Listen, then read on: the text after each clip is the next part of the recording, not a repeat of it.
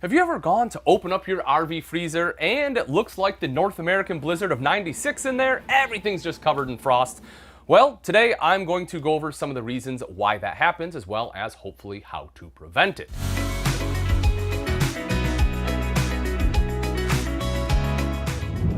So starting off, you kind of have to have an understanding of why frost forms, right?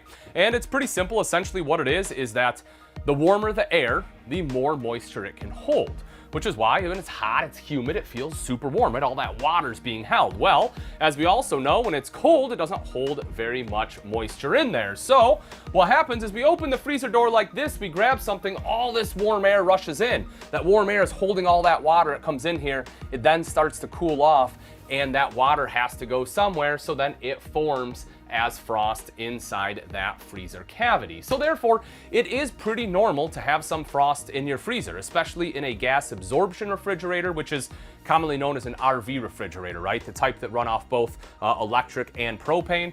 It's, again, quite common to have a decent amount of frost in there.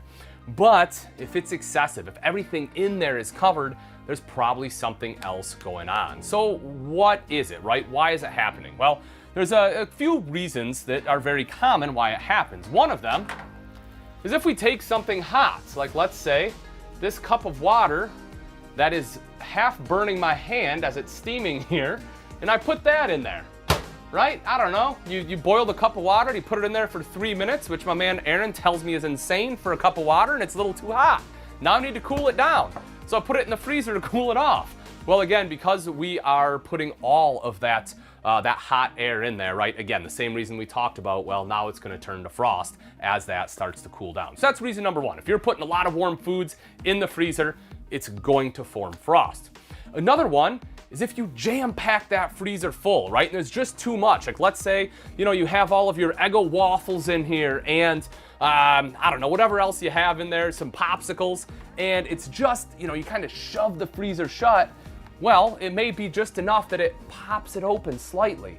And because it's open, it's gonna let just a ton of warm air in there, and that will cover it in frost. And also, if you have anything in the way of the seal, like these amazing old Trapper deli style beef sticks, let's say I have those in here.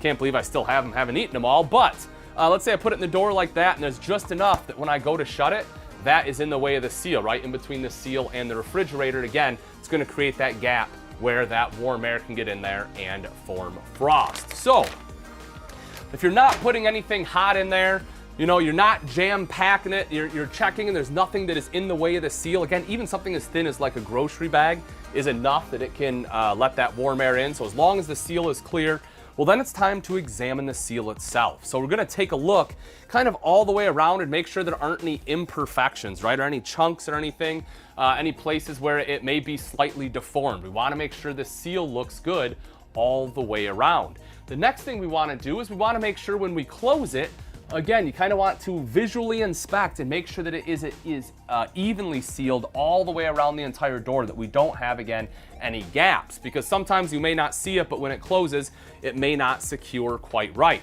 Something to really help with that is what's commonly called the dollar bill test, or in my case, the $5 bill test. So all you're going to do is you're going to take it, you're going to shut the refrigerator door on it just like that, and you're going to pull it out.